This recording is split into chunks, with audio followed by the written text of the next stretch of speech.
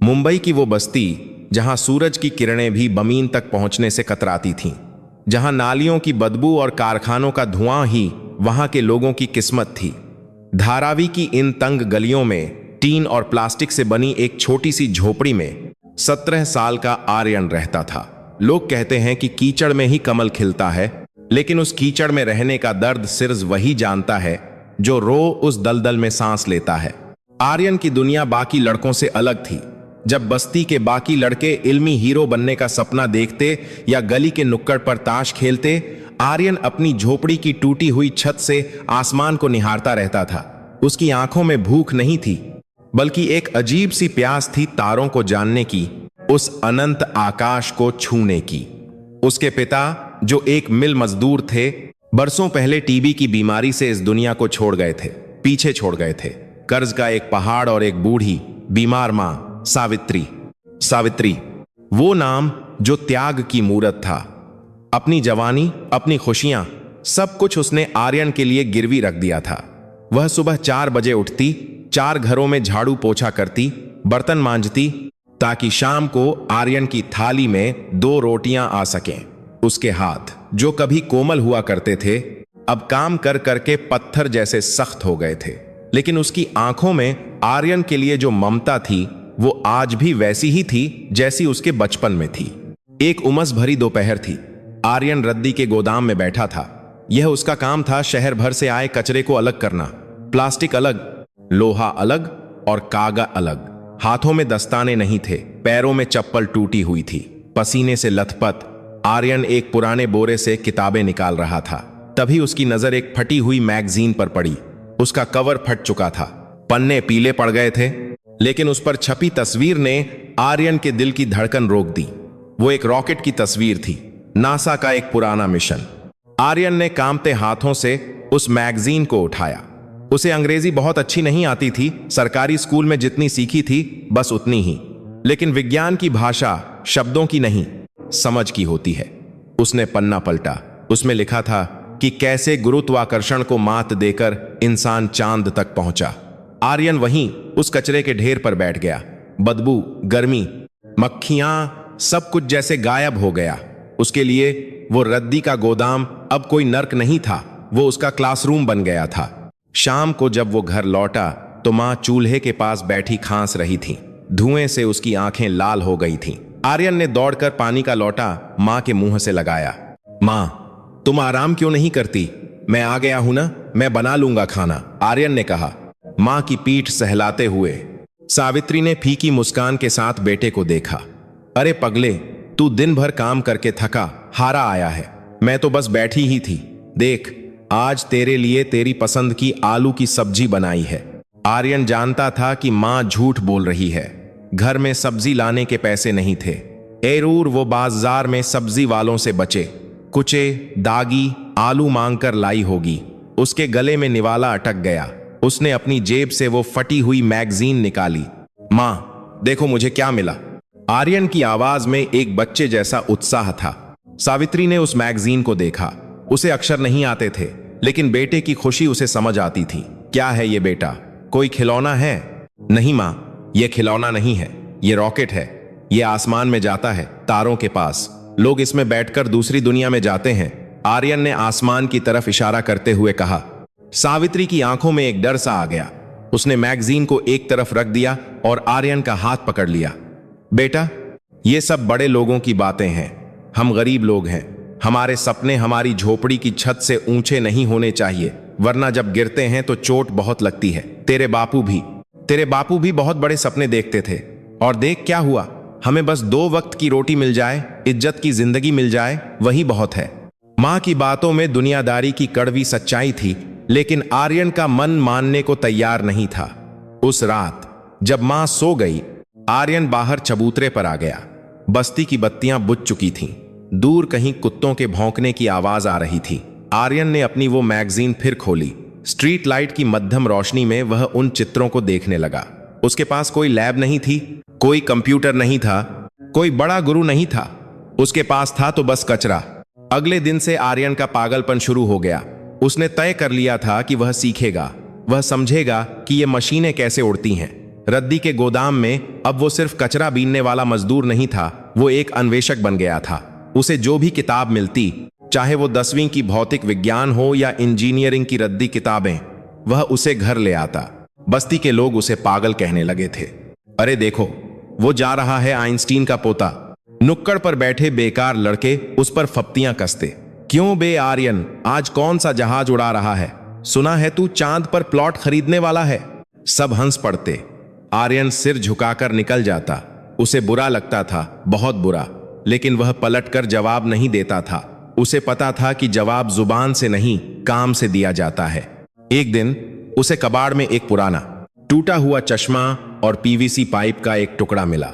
उसके दिमाग में एक बिजली सी कौंधी। उसने अपनी किताबों में लेंस और प्रकाश के बारे में पढ़ा था।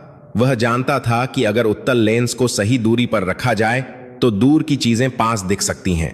अगले एक हफ्ते तक आर्यन अपनी झोपड़ी के पीछे वाले हिस्से में खटखट करता रहा। उसने पाइप को काटा, उसे घिसकर चिकना किया, चश्मे के शीशे को बड़ी सावधानी से निकाला। उसके पास गोंद खरीदने के पैसे नहीं थे, तो उसने पेड़ का लसा और पिघला हुआ प्लास्टिक इस्तेमाल किया। उसके हाथ कई बार कटे, कई बार जल गए, लेकिन वह रुका नहीं। सावित्री उसे देखती रहती। उसे समझ नहीं आता था कि बेटा क्या कर रहा है, लेकिन उसने उसे रोका नहीं। शायद इसलिए कि जब आर्यन उस पाइप को जोड़ता था तो उसके चेहरे पर वो दुख नहीं दिखता था जो गरीबी ने उसे दिया था। 7वें दिन की रात आर्यन ने अपना यंत्र तैयार कर लिया। यह एक बहुत ही भद्दा सा दिखने वाला दूरबीन टेलीस्कोप था, प्लास्टिक के पाइप, टेप और कचरे से बना हुआ। देखने में यह किसी खिलौने से भी बदतर लग रहा था। मां बाहर आओ, आर्यन चिल्लाया। सावित्री घबराकर बाहर आई। क्या हुआ? कोई आया है क्या? नहीं मां, आओ तुम्हें कुछ दिखाता हूं। आर्यन ने मां का हाथ पकड़ा और उन्हें उस स्थान पर ले गया जहां से आसमान थोड़ा सा दिखता था। उस रात पूनम का चांद निकला था। आर्यन ने अपनी बनाई हुई दूरबीन मां की आंखों पर लगाई। इस नली में से देखो मां, एक आंख बंद करो और इससे देखो। सावित्री ने झिझकते हुए वैसा ही किया। जैसे ही उसकी नजर उस पाइप के लेंस से गुजरी, उसके मुंह से एक चीख निकल गई। हे भगवान, उसे चांद दिख रहा था। वो छोटा सा सफेद धब्बा नहीं जो रोज दिखता था, उसे चांद के गड्ढे दिख रहे थे। उसे उसकी चमक, उसकी सतह दिख रही थी। ऐसा लग रहा था जैसे चांद उतरकर उनके आंगन में आ गया हो। सावित्री ने दूरबीन हटाई और फिर नंगी आंखों से चांद को देखा। फिर दोबारा दूरबीन से। उसकी आंखों से आंसू बह निकले। उसने आर्यन को गले लगा लिया। मेरे लाल, तूने तो सच में जादू कर दिया। तूने तो चांद को मेरी झोली में डाल दिया। यह आर्यन की पहली जीत थी। किसी वैज्ञानिक ने उसे नहीं सराहा था, किसी सरकार ने उसे मेडल नहीं दिया था, लेकिन उसकी मां की आंखों में जो गर्व था वह उसके लिए नोबेल पुरस्कार से कम नहीं था। लेकिन मुसीबतें खुशियां देखकर अपना रास्ता नहीं बदलती। अगले ही दिन उनके घर के बाहर शोर मच गया। यह लाला किशनचंद था, बस्ती का साहूकार, एक क्रूर आदमी जिसका पेट और अहंकार दोनों बहुत बड़े थे। आर्यन के पिता ने अपनी बीमारी के इलाज के लिए उससे कुछ हजार रुपये उधार लिए थे। ब्याज पर ब्याज चढ़कर वह रकम अब इतनी बड़ी हो गई थी कि सावित्री अपनी पूरी जिंदगी भी बर्तन मांजती तो नहीं चुका सकती थी। बाहर निकलो सावित्री, बाहर निकल, लाला चिल्लाया। उसके साथ 2 गुंडे भी थे। सावित्री कांपती हुई बाहर आई। आर्यन उसके आगे खड़ा हो गया, ढाल बनकर। क्या बात है लाला जी, क्यों चिल्ला रहे हैं? आर्यन ने कोशिश की कि उसकी आवाज में डर न दिखे, लेकिन वह सिर्फ 17 साल का था। पैसे कब देगी रे बुढ़िया? लाला ने पान थूकते हुए कहा। 6 महीने हो गए, एक फूटी कौड़ी नहीं मिली। मेरा पैसा क्या पेड़ पर उगता है? लाला जी, आप तो जानते हैं अभी काम मंदा है। मैं थोड़ा थोड़ा करके चुका दूंगी, सावित्री ने हाथ जोड़ते हुए कहा। थोड़ा थोड़ा, अब और सब्र नहीं होता। या तो कल तक पूरे 50,000 रुपये मेरे हाथ में रख दे, या फिर इस झोपड़ी को खाली कर। मेरे पास ग्राहक तैयार है इस जमीन के लिए, लाला ने फरमान सुना दिया। 50,000। यह रकम सुनकर आर्यन और सावित्री के पैरों तले जमीन खिसक गई। 50,000 रुपये उन्होंने एक साथ कभी देखे भी नहीं थे। लाला जी, रहम करो, हम कहां जाएंगे? यही तो एक छत है हमारे सिर पर। सावित्री लाला के पैरों में गिर पड़ी। आर्यन का खून खौल उठा। उसे अपनी मां को इस तरह गिड़गिड़ाते देख बहुत गुस्सा आ रहा था, लेकिन वह बेबस था। गरीबी इंसान की रीढ़ की हड्डी तोड़ देती है। लाला ने पैर झटक दिया। रहम गया तेल लेने, कल शाम तक का वक्त है, पैसे नहीं तो घर नहीं। वह अपने गुंडों के साथ चला गया। पीछे छोड़ गया एक डरावना सन्नाटा। सावित्री वहीं जमीन पर बैठकर रोने लगी। अब क्या होगा आर्यन? हम सड़क पर आ जाएंगे। तेरे बापू की आखिरी निशानी भी चली जाएगी। आर्यन ने मां को उठाया, उन्हें पानी पिलाया और सुला दिया, लेकिन उसकी आंखों में नींद नहीं थी। वह अपनी टूटी हुई दूरबीन को देख रहा था। क्या यह सपने देखने की सजा है? क्या गरीब को आसमान देखने का हक नहीं है? अगले दिन आर्यन काम पर नहीं गया। वह शहर के एक साइबर कैफे के बाहर खड़ा था। उसने सुना था कि वहां कंप्यूटर पर दुनिया भर की जानकारी मिलती है। उसके पास जेब में सिर्फ 20 रुपये थे जो उसने कई दिनों से बचा कर रखे थे। वह अंदर गया। कैफे का मालिक, एक मोटा सा आदमी, उसे घूरने लगा। आर्यन के कपड़े मैले थे। क्या चाहिए लड़के? यहां भीख नहीं मिलती। साहब, मुझे भीख नहीं चाहिए, मुझे कंप्यूटर इस्तेमाल करना है, मेरे पास पैसे हैं। आर्यन ने अपनी मुट्ठी खोलकर पसीने से भीगे हुए 20 रुपये दिखाए। मालिक ने पैसे ले लिए और उसे सबसे कोने वाला कंप्यूटर दे दिया। आधा घंटा है तेरे पास, जल्दी कर। आर्यन कंप्यूटर के सामने बैठा। उसने पहली बार कीबोर्ड को हाथ लगाया था। उसकी उंगलियां कांप रही थीं।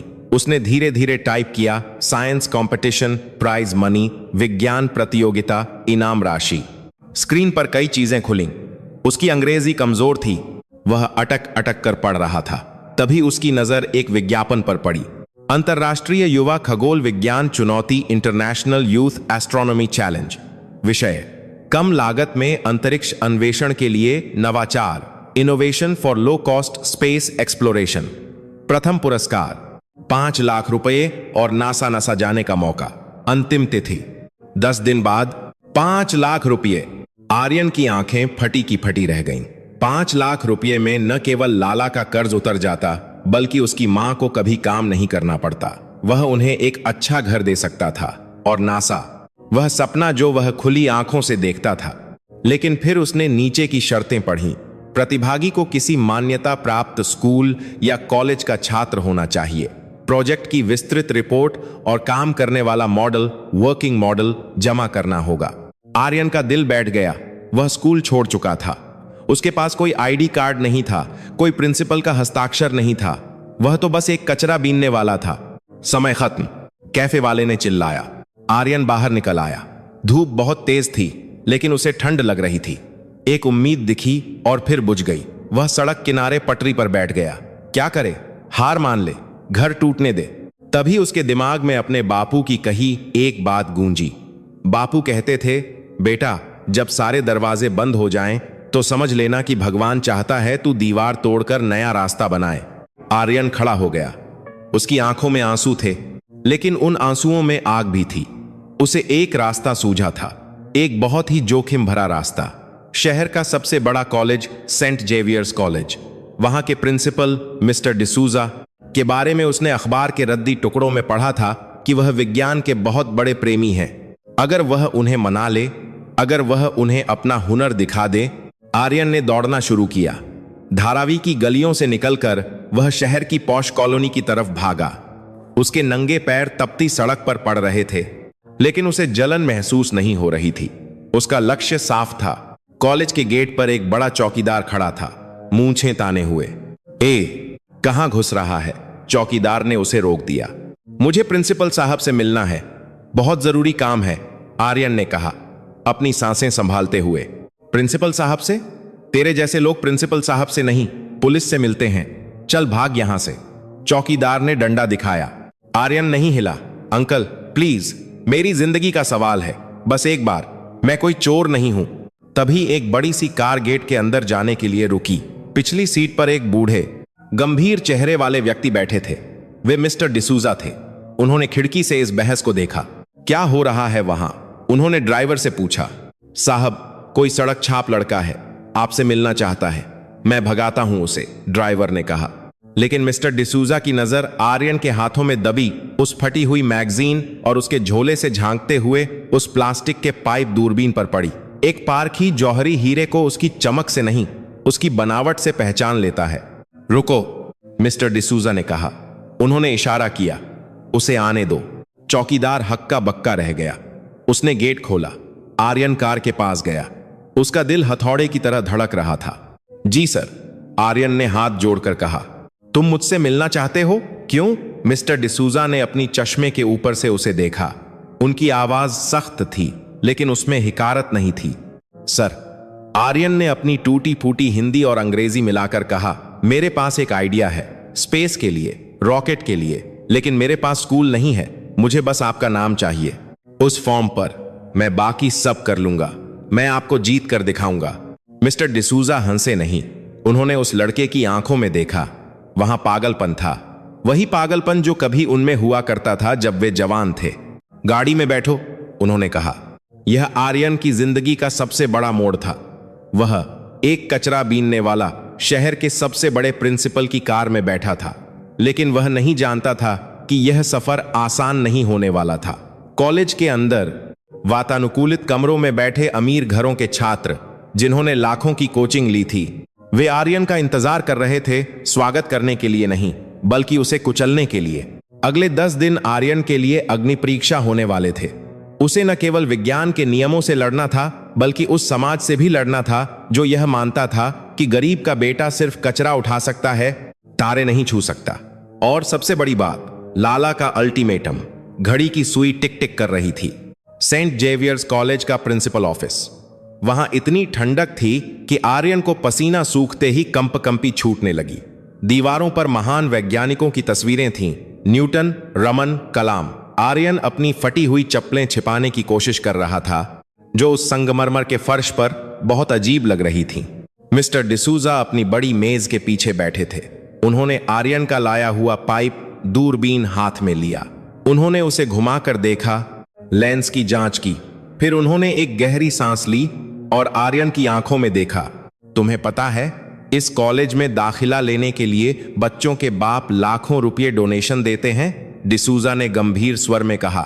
और तुम चाहते हो कि मैं तुम्हें कॉलेज का प्रतिनिधि बनाऊं, वो भी बिना किसी फीस, बिना किसी परीक्षा के। आर्यन का गला सूख रहा था, लेकिन उसने हिम्मत नहीं हारी। सर, डोनेशन से सीट मिल सकती है, पर दिमाग नहीं। ये बच्चे किताबों में पढ़ते हैं कि तारों की दूरी कैसे नापते हैं। मैंने कचरे से वो यंत्र बनाया है जिससे वो दूरी देखी जा सकती है। मुझे बस एक मौका चाहिए। अगर मैं हार गया तो मैं जिंदगी भर आपके कॉलेज के बाहर झाड़ू लगाऊंगा। यह मेरा वादा है। डिसूजा कुछ पल चुप रहे। फिर उन्होंने एक कागज निकाला और उस पर कुछ लिखा। यह एक जटिल भौतिकी फिजिक्स का समीकरण था। इसे हल करो। तुम्हारे पास 2 मिनट हैं। आर्यन ने कागज देखा। उसने यह समीकरण किताबों में देखा था, लेकिन उसे रटा नहीं था। उसने अपनी आंखें बंद कीं। उसने संख्याओं को नहीं, बल्कि आकृतियों को देखा। उसने पेन उठाया और बिना रुके लिखना शुरू किया। उसने किताबी तरीका नहीं अपनाया, बल्कि एक छोटा सीधा रास्ता निकाला जो उसने मशीनों को खोलते वक्त सीखा था। 1.5 मिनट में उसने पेन रख दिया। डिसूजा ने उत्तर देखा। उनकी भौहें तन गईं। उन्होंने फिर से देखा। उत्तर सही था, लेकिन तरीका बिल्कुल नया था। यह तरीका तुमने कहां से सीखा? सर, जब साइकिल की चेन उतरती है तो हम पूरी साइकिल नहीं खोलते, बस सही जगह पर दबाव डालते हैं। विज्ञान भी तो वही है ना सर, सबसे छोटा और आसान रास्ता, आर्यन ने सरलता से कहा। डिसूजा के चेहरे पर पहली बार एक हल्की मुस्कान आई।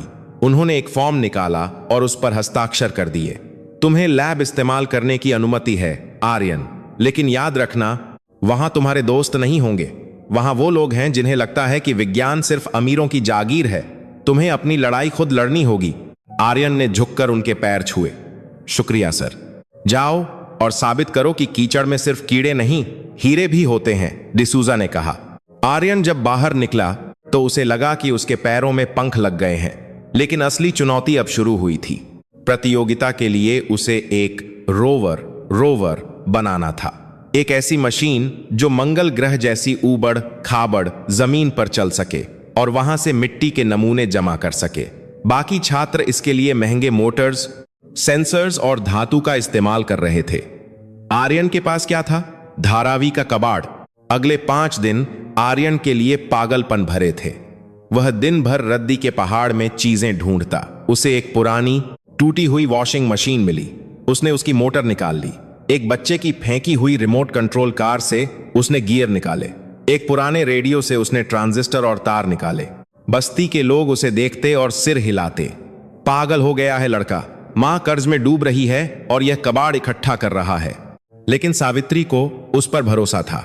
रात के 2 बजे जब पूरी बस्ती सो रही होती, आर्यन अपनी झोपड़ी के बाहर बल्ब की पीली रोशनी में काम करता। सावित्री उसके पास बैठती, उसे हाथ से पंखा झलती ताकि मच्छर न काटें।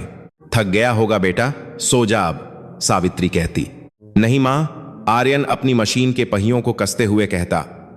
अगर मैं आज सो गया तो हमारी किस्मत हमेशा के लिए सो जाएगी। यह मशीन नहीं है मां, यह हमारी आजादी है। उसने पहियों के लिए पुरानी रबर की चप्पलों को काटकर आकार दिया। कैमरा लगाने के लिए उसने एक पुराने मोबाइल का लेंस निकालकर फिट किया। शरीर बनाने के लिए उसने एल्यूमिनियम के डिब्बों को पिघलाकर चादर बनाई। यह जुगाड़ का बेहतरीन नमूना था। दिखने में यह बदसूरत था, जगह जगह टेप लगा हुआ, तारों का जंजाल, लेकिन इसके अंदर आर्यन का दिल धड़क रहा था। छठे दिन आर्यन अपना मॉडल लेकर कॉलेज की लैब में पहुंचा। यह एक विशाल हॉल था जहां वातानुकूलित हवा चल रही थी और महंगी मशीनों की आवाज गूंज रही थी। वहां शहर के सबसे रईस और होनहार छात्र अपने अपने प्रोजेक्ट्स पर काम कर रहे थे। उनके मॉडल चमक रहे थे स्टील और क्रोम से बने, रंग बिरंगी बत्तियों के साथ। जैसे ही आर्यन अंदर दाखिल हुआ, सन्नाटा छा गया। उसका मैला कुर्ता, पसीने की बदबू और हाथों में वो अजीब सी मशीन, सब कुछ वहां के माहौल से अलग था। ये कूड़े वाला यहां क्या कर रहा है? एक तेज आवाज आई। यह विक्रम था, कॉलेज का सबसे अमीर छात्र और पिछले साल का साइंस चैंपियन। उसके पिता का बहुत बड़ा कंस्ट्रक्शन का कारोबार था। विक्रम अपने दोस्तों के साथ खड़ा हंस रहा था। शायद रास्ता भटक गया है, दूसरे लड़के ने कहा। ए छोटू, डस्टबिन बाहर है, कचरा वहां डालो, यहां लैब में नहीं। पूरी क्लास जोर से हंस पड़ी। आर्यन का चेहरा अपमान से लाल हो गया। उसने अपनी मशीन को सीने से लगा लिया। मैं यहां पार्टिसिपेट करने आया हूं। डिसूजा सर ने परमिशन दी है, आर्यन ने धीमी आवाज में कहा। विक्रम आगे आया। उसने आर्यन की मशीन को उंगली से ठोक कर देखा। ओह, तो यह तुम्हारा प्रोजेक्ट है? क्या है यह डिब्बा? यह चलेगा या फटेगा? यह रोवर है, यह किसी भी सतह पर चल सकता है, आर्यन ने मजबूती से कहा। अच्छा, विक्रम की आंखों में शरारत थी। तो चलो देखते हैं। अगर यह मेरे रोवर को रेस में हरा दे तो मैं मान जाऊंगा कि तुम यहां रहने के लायक हो, वरना अपना यह कबाड़ उठाना और यहां से दफा हो जाना। लैब के बीच में एक कृत्रिम ट्रैक बना हुआ था जिसमें पत्थर और रेत थी, मंगल ग्रह जैसी सतह। विक्रम ने अपना चमचमाता रोवर रखा। वह देखने में किसी साइंस फिक्शन फिल्म की मशीन जैसा लग रहा था। आर्यन ने अपना टेप लगा हुआ डिब्बा उसके बगल में रखा। रेडी गो, विक्रम ने चिल्लाया। विक्रम का रोवर तेजी से भागा। उसकी मोटर की आवाज बहुत स्मूथ थी, लेकिन जैसे ही वह बड़े पत्थरों के पास पहुंचा, वह अटक गया। उसके पहिए स्लिप होने लगे। वह महंगा था, लेकिन उसका डिजाइन सिर्फ समतल जमीन के लिए था। आर्यन ने अपनी मशीन का रिमोट, जो उसने टीवी रिमोट से बनाया था, दबाया। उसकी मशीन घरघराई। आवाज बहुत खराब थी, खट खट खट। सब हंसने लगे, लेकिन फिर जादू हुआ। आर्यन ने रबर की चप्पलों से जो पहिए बनाए थे, उनकी पकड़ ग्रिप जबरदस्त थी। मशीन धीरे धीरे पत्थरों के ऊपर चढ़ने लगी। वॉशिंग मशीन की मोटर में ताकत, टॉर्क बहुत ज्यादा थी। वह बिना रुके, बिना फिसले, ऊबड़ खाबड़ पत्थरों को पार करती चली गई। हंसी धीरे धीरे सन्नाटे में बदल गई। विक्रम का मुंह खुला का खुला रह गया। आर्यन का कचरा उसके लाखों के खिलौने को पीछे छोड़ चुका था। आर्यन का रोवर ट्रैक के आखिरी छोर तक पहुंचा। वहां रखे झंडे को अपनी यांत्रिक बांह, जो साइकिल की ब्रेक वायर से बनी थी, से उठाया और वापस मुड़ गया। लैब असिस्टेंट, जो कोने में खड़ा देख रहा था, ताली बजाने ही वाला था कि विक्रम ने उसे घूर कर रोक दिया। विक्रम का अहंकार चकनाचूर हो गया था। एक बस्ती के लड़के ने उसे उसके ही मैदान में हरा दिया था। वह आर्यन के पास गया। उसका चेहरा गुस्से से तमतमा रहा था। यह सिर्फ तुक्का था, विक्रम फुसफुसाया। तुम्हें क्या लगता है तुम यह सब कबाड़ जोड़कर नासा जाओगे? वहां क्लास देखी जाती है, स्टैंडर्ड देखा जाता है, और तुम्हारी औकात। उसने आर्यन के फटे हुए कॉलर को छुआ। तुम्हारी औकात इस कॉलेज के गेट के बाहर है। आर्यन ने उसका हाथ झटक दिया। उसकी आंखों में अब डर नहीं था। विज्ञान औकात नहीं, परिणाम देखता है, और मेरा परिणाम तुम्हारे सामने है। तुम अपने बाप के पैसों से चीजें खरीद सकते हो विक्रम, लेकिन बुद्धि बाजार में नहीं मिलती। विक्रम ने मुट्ठी भींच ली।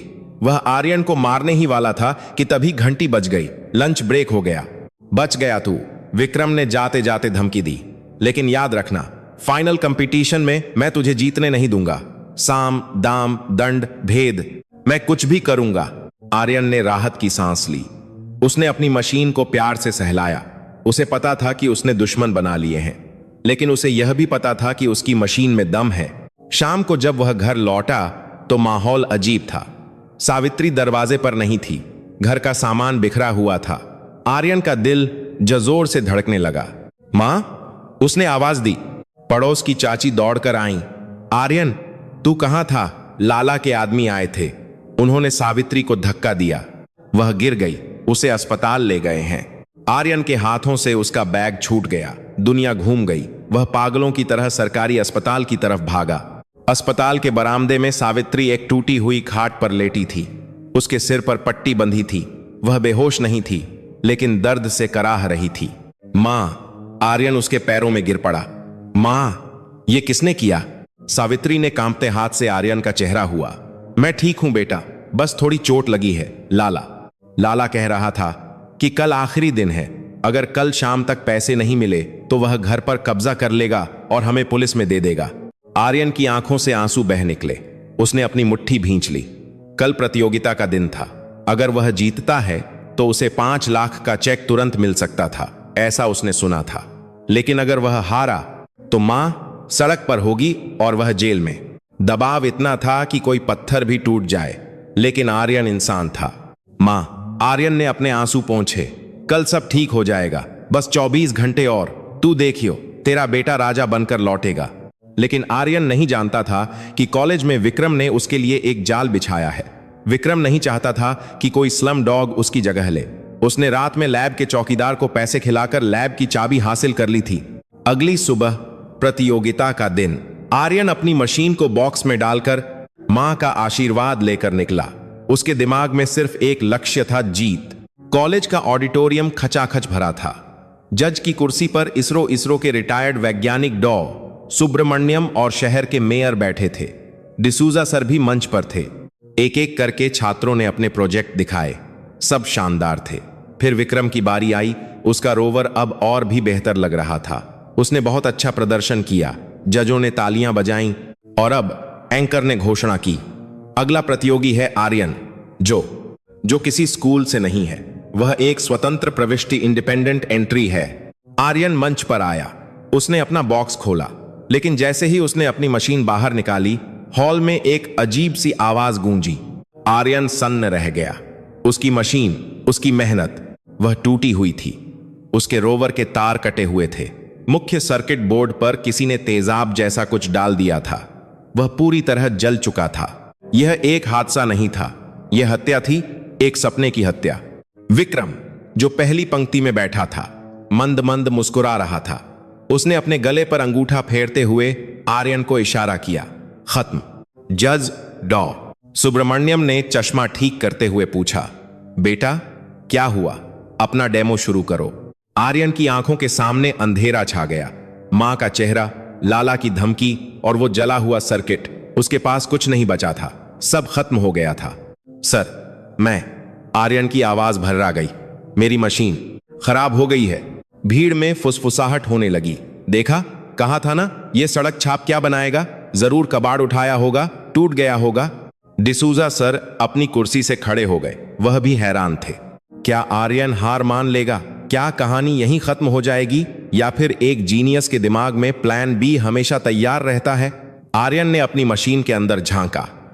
मुख्य बोर्ड जल चुका था, लेकिन मोटर सही थी और उसकी जेब में अभी भी वो पुराना पेचकस और एक छोटा सा तांबे का तार पड़ा था। मंच पर खड़े खड़े हजारों लोगों के सामने आर्यन ने एक ऐसा फैसला लिया जो या तो उसे पागल साबित करता या फिर महान।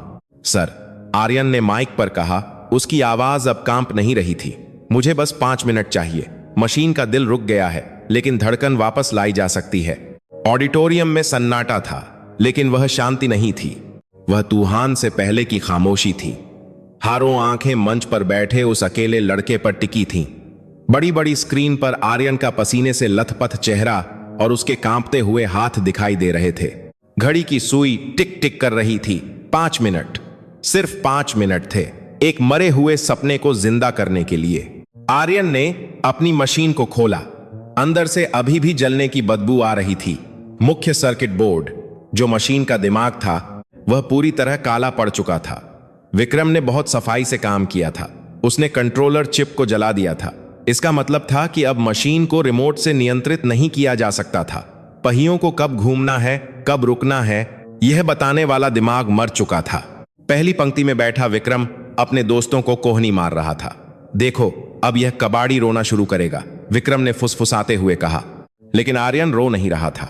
उसकी आंखों के सामने अंधेरा था और उस अंधेरे में उसे सिर्फ एक चेहरा दिखाई दे रहा था, अस्पताल के बिस्तर पर पड़ी उसकी मां। अगर वह आज हार गया तो वह अपनी मां की नजर में हमेशा के लिए गिर जाएगा। दिमाग मर गया है तो क्या हुआ, दिल तो अभी भी धड़क रहा है। आर्यन ने मन ही मन सोचा। उसने देखा कि बैटरी ठीक है और मोटर भी ठीक है, सिर्फ उन दोनों को जोड़ने वाला रास्ता कट गया था। उसने अपनी जेब से अपना वह पुराना जंग लगा पेचकस निकाला। हॉल में कुछ लोग हंसे। जहां बाकी छात्र लैपटॉप और टैबलेट का इस्तेमाल कर रहे थे, यह लड़का एक पुराने पेचकस से अंतरिक्ष विज्ञान की मशीन ठीक कर रहा था। आर्यन ने पेचकस से जल चुके सर्किट बोर्ड को उखाड़कर फेंक दिया। अब उसके सामने नंगे तार थे, लाल तार बैटरी का और काला तार मोटर का। उसके पास जोड़ने के लिए कोई टेप नहीं था, कोई सोल्डरिंग आयरन नहीं था। उसने अपनी जेब टटोली। वही तांबे का छोटा सा टुकड़ा निकला जो उसने सुबह रद्दी से उठाया था, लेकिन उसे छीलने के लिए उसके पास कटर नहीं था। आर्यन ने एक पल भी नहीं सोचा। उसने तार को अपने मुंह में डाला और अपने दांतों से प्लास्टिक की कोटिंग को जोर से खींचा। उसके मसूड़ों में तांबे का कड़वा स्वाद और हल्का सा खून आ गया, लेकिन तार छिल गया। छी, गवार कहीं का, किसी ने पीछे से कहा। लेकिन मंच पर बैठे डॉ सुब्रमण्यम की आंखें चमक उठीं। उन्होंने अपनी कुर्सी को थोड़ा आगे खिसकाया। वह देख रहे थे कि लड़का हार मानने के बजाय लड़ रहा है। 3 मिनट बीत चुके थे। आर्यन ने अब एक बहुत बड़ा जुआ खेला। चूंकि कंट्रोलर जल चुका था, वह मशीन की रफ्तार कम या ज्यादा नहीं कर सकता था। अगर वह तार को सीधे जोड़ देता तो मशीन पूरी ताकत से भागेगी और गिर जाएगी। उसे कुछ ऐसा करना था जिससे वह बिजली के प्रवाह को अपनी उंगलियों से नियंत्रित कर सके। उसने तारों को पक्का नहीं जोड़ा, उसने उन्हें खुला छोड़ दिया। उसने एक मैनुअल स्विच बनाया अपने अंगूठे और तर्जनी उंगली के बीच। सर, मैं तैयार हूं, आर्यन ने खड़े होकर कहा। उसके हाथ काले हो चुके थे, होंठ पर खून था और बाल बिखरे हुए थे। वह किसी वैज्ञानिक से ज्यादा एक योद्धा लग रहा था। मेयर साहब ने घड़ी देखी। ठीक है, दिखाओ अपना कमाल। आर्यन ने अपनी मशीन को ट्रैक की शुरुआत पर रखा। उसके हाथ में रिमोट नहीं था, उसके हाथ में मशीन से निकलता हुआ एक लंबा तार था। यह नियमों के खिलाफ हो सकता था, लेकिन इस वक्त कोई नियम नहीं, सिर्फ परिणाम मायने रखता था। आर्यन ने दोनों नंगे तारों को आपस में स्पर्श कराया। चिंगारी निकली। खट, मशीन को झटका लगा। विक्रम जोर से हंसा। अरे, दिवाली मना रहा है क्या? पटाखे फोड़ रहा है? आर्यन ने हंसी को अनसुना कर दिया। उसका पूरा ध्यान अपनी उंगलियों पर था। जैसे एक तबला वादक अपनी उंगलियों की थाप से संगीत पैदा करता है, आर्यन अपनी उंगलियों से बिजली की धारा करंट को नियंत्रित कर रहा था। उसने तारों को 1 सेकंड के लिए जोड़ा, फिर हटाया, फिर जोड़ा, फिर हटाया। घर घर घर। मशीन चलने लगी। वह लगातार नहीं चल रही थी, वह आर्यन की उंगलियों की धड़कन के साथ चल रही थी। जैसे ही आर्यन तार जोड़ता, मशीन आगे बढ़ती। जैसे ही हटाता, वह रुक जाती। ऑडिटोरियम में सन्नाटा छा गया। विक्रम की हंसी उसके गले में ही अटक गई। मशीन अब चढ़ाई वाले हिस्से पर थी। यहां बड़े बड़े पत्थर थे।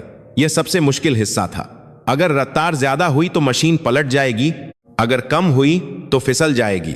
आर्यन का पसीना उसकी आंखों में जा रहा था। तारों के घर्षण से उसकी उंगलियां जलने लगी थीं।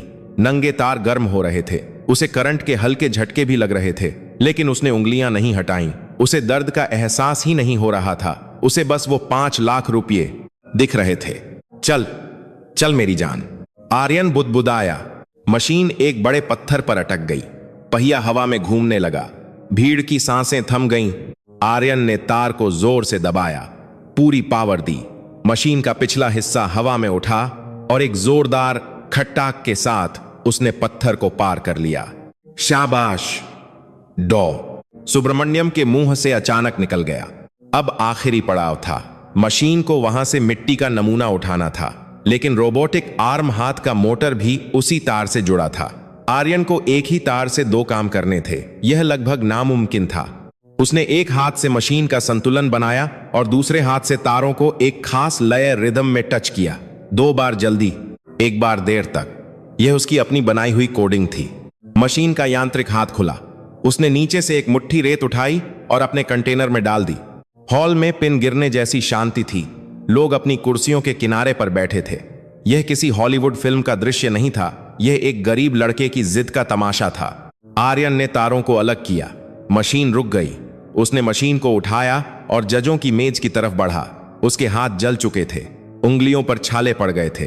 उसने मेज पर मशीन रखी और रेत वाला कंटेनर खोलकर दिखाया। मिशन पूरा हुआ सर, आर्यन ने कहा। उसकी आवाज में थकान थी, लेकिन रीढ़ की हड्डी सीधी थी। एक पल के लिए कोई कुछ नहीं बोला। फिर अचानक तालियों की गड़गड़ाहट गूंज उठी। यह तालियां अमीर छात्रों की नहीं थीं। यह उन प्रोफेसरों, कर्मचारियों और पीछे बैठे आम लोगों की थीं जो इस चमत्कार को महसूस कर पा रहे थे। डॉ. सुब्रमण्यम अपनी सीट से खड़े हो गए। यह एक बहुत बड़ा सम्मान था। बेटा, डॉ. सुब्रमण्यम ने माइक हाथ में लिया। मैंने नासा में, इसरो में बड़े बड़े इंजीनियर देखे हैं, लेकिन आज तुमने जो किया वो किसी किताब में नहीं पढ़ाया जाता। तुमने रिमोट जल जाने के बाद खुद को रिमोट बना लिया। आर्यन ने सिर झुका लिया। सर, मशीन टूटी थी, हौसला नहीं। मेरे बापू कहते थे, अगर रास्ता न मिले तो खुद रास्ता बन जाओ। डॉ. सुब्रमण्यम की आंखों में नमी आ गई। उन्होंने आर्यन के जलते हुए हाथों को अपने हाथों में लिया। ये हाथ नहीं हैं, ये भारत का भविष्य हैं। जिन हाथों में इतना हुनर हो, उन्हें कचरा नहीं उठाना चाहिए। तभी विक्रम अपनी सीट से खड़ा हो गया। उसे अपनी हार बर्दाश्त नहीं हो रही थी। उसका चेहरा गुस्से से लाल था। ऑब्जेक्शन सर, विक्रम चिल्लाया। यह चीटिंग है। नियमों के मुताबिक रोवर को वायरलेस बिना तार के होना चाहिए था। इसने तार का इस्तेमाल किया है। इसे अयोग्य, डिस्क्वालीफाई घोषित किया जाना चाहिए। हॉल में फिर से शोर होने लगा। कुछ लोग विक्रम की बात से सहमत थे। नियम तो नियम होते हैं। डिसूजा सर माइक की तरफ बढ़े, लेकिन डॉ. सुब्रमण्यम ने हाथ उठाकर उन्हें रोक दिया। वैज्ञानिक की आंखों में अब एक सख्त चमक थी। उन्होंने विक्रम की तरफ देखा। नियम, डॉ. सुब्रमण्यम ने कड़क आवाज में पूछा। नियम यह भी था कि कोई किसी दूसरे के प्रोजेक्ट को हाथ नहीं लगाएगा। आर्यन का सर्किट बोर्ड अपने आप नहीं जला। मिस्टर विक्रम, सर्किट पर एसिड तेजाब के निशान हैं। विक्रम का रंग पीला पड़ गया। और दूसरी बात, डॉक्टर साहब ने जारी रखा, विज्ञान का सबसे बड़ा नियम है अस्तित्व, सर्वाइवल। अंतरिक्ष में जब कोई चीज खराब होती है तो वहां अमेजन से डिलीवरी नहीं आती। वहां यही जुगाड़ जान बचाता है। अपोलो 13 मिशन याद है, उन्होंने भी टेप और गत्ते से जान बचाई थी। आज इस लड़के ने वही किया है। अगर यह चीटिंग है तो मुझे ऐसे ही चीटर्स की जरूरत है। पूरा हॉल तालियों से गूंज उठा। आर्यन, आर्यन के नारे लगने लगे। विक्रम सिर झुकाकर धम्म से अपनी कुर्सी पर बैठ गया। उसकी दौलत आज एक गरीब की मेहनत के सामने कौड़ी के भाव बिक गई थी। मेयर साहब ने लिफाफा उठाया। तो आज के विजेता का फैसला हो चुका है। प्रथम पुरस्कार 5 लाख रुपए और नासा की यात्रा का मौका जाता है आर्यन को। आर्यन को यकीन नहीं हुआ। 5 लाख रुपये। मां बच गई, घर बच गया। वह मंच पर गया, लेकिन चेक लेते वक्त उसके हाथ कांप रहे थे। खुशी से नहीं, कमजोरी से। पिछले कई दिनों की भूख, थकान और तनाव अब उस पर हावी हो रहे थे। जैसे ही उसने चेक हाथ में लिया, उसकी आंखों के सामने अंधेरा छा गया। उसके पैर लड़खड़ाए। बेटा, डिसूजा सर चिल्लाए। आर्यन मंच पर ही गिर पड़ा, बेहोश। उसके हाथ से वह चेक छूटकर जमीन पर गिर गया और उसके जले हुए हाथ से खून की एक बूंद उस चेक पर गिर गई, मानो उसने अपनी कामयाबी पर अपने खून से हस्ताक्षर किए हों। जल्दी एम्बुलेंस बुलाओ। अफरा तफरी मच गई। जब आर्यन की आंखें खुलीं तो वह एक सफेद कमरे में था। हवा में दवाइयों की गंध थी। क्या वह मर चुका है? क्या यह स्वर्ग है? उठ गया मेरा शेर, एक जानी पहचानी कमजोर आवाज आई। आर्यन ने सिर घुमाया। बगल वाले बिस्तर पर उसकी मां सावित्री लेटी थी। उसके सिर पर अभी भी पट्टी थी, लेकिन वह मुस्कुरा रही थी। और मां के बिस्तर के पास डॉ. सुब्रमण्यम और डिसूजा सर खड़े थे। मां, आर्यन उठने की कोशिश करने लगा। मां, वो प्रतियोगिता, वो पैसे, सब ठीक है बेटा, सब ठीक है। सावित्री ने उसका हाथ थाम लिया। तू जीत गया। सबने टीवी पर देखा, डॉक्टर साहब खुद आए हैं। डॉ सुब्रमण्यम आगे आए। उनके हाथ में वही चेक था। आर्यन, तुम्हारी मां का ऑपरेशन हो गया है, लाला का कर्ज भी चुक जाएगा। लेकिन एक बात बताओ। डॉक्टर साहब का चेहरा गंभीर हो गया। जब तुम बेहोश थे, हमने तुम्हारे घर की तलाशी ली। हमें तुम्हारी झोपड़ी में दीवारों पर कोयले से लिखे हुए गणित के सूत्र मिले और हमें वो डायरी मिली जो तुम छुपा कर रखते थे। आर्यन घबरा गया। वह डायरी उसका सबसे बड़ा राज था। उसमें उसने अपनी टूटी फूटी भाषा में एंटी ग्रेविटी गुरुत्वाकर्षण विरोधी के बारे में अपने विचार लिखे थे, जो उसे लगता था कि शायद गलत हैं और लोग उस पर हंसेंगे। सर, वो तो बस ऐसे ही, आर्यन हकलाने लगा। ऐसे ही? डॉ सुब्रमण्यम ने डायरी खोली। बेटा, तुम्हें अंदाजा भी है कि तुमने क्या लिखा है? यह कोई बचपना नहीं है, यह क्वांटम प्रोपल्शन का आधार है। जो बातें बड़े बड़े वैज्ञानिक प्रयोगशालाओं में नहीं सोच पाते, तुम कचरे के ढेर पर बैठकर सोच रहे थे। आर्यन चुप रहा। उसे समझ नहीं आ रहा था कि यह तारीफ है या डांट। मैंने नासा में बात की है, डॉ सुब्रमण्यम ने कहा। वो तुम्हें सिर्फ एक टूरिस्ट की तरह नहीं बुलाना चाहते, वो तुम्हें स्कॉलरशिप देना चाहते हैं। वो चाहते हैं कि तुम वहां जाकर पढ़ाई करो। नासा, पढ़ाई, वो सपना जो उसने कभी अपनी औकात से बाहर समझा था। लेकिन तभी आर्यन ने अपनी मां की तरफ देखा। बूढ़ी, बीमार, अकेली। अगर वह अमेरिका चला गया तो मां का क्या होगा? यह देश, यह मिट्टी, यह लोग, क्या वह सब छोड़ सकता है? आर्यन ने धीरे से अपना हाथ डॉ सुब्रमण्यम के हाथ से छुड़ाया। उसने एक गहरी सांस ली। सर, आर्यन ने कहा, नासा जाना मेरा सपना था, लेकिन उसने अपनी मां का हाथ कसकर पकड़ लिया। मेरा एक और सपना भी है। क्या? सब हैरान थे। क्या कोई नासा को मना कर सकता है? सर, मेरे जैसे हजारों आर्यन हैं धारावी में। आर्यन ने खिड़की से बाहर दिख रही झुग्गियों की तरफ इशारा किया, जिनके पास दिमाग है पर साधन नहीं, जो कचरे में हीरे तो हैं पर जौहरी नहीं मिलता। अगर मैं अमेरिका चला गया तो मैं शायद बड़ा वैज्ञानिक बन जाऊंगा, लेकिन अगर मैं यहां रहा, आर्यन की आंखों में एक नई चमक थी, तो मैं शायद हजारों वैज्ञानिक बना सकूंगा। कमरे में सन्नाटा छा गया। सावित्री की आंखों से आंसू बह रहे थे, गर्व के आंसू। डिसूजा सर ने अपना चश्मा उतार कर पूछा, तो तुम क्या करना चाहते हो? डॉक्टर साहब ने पूछा।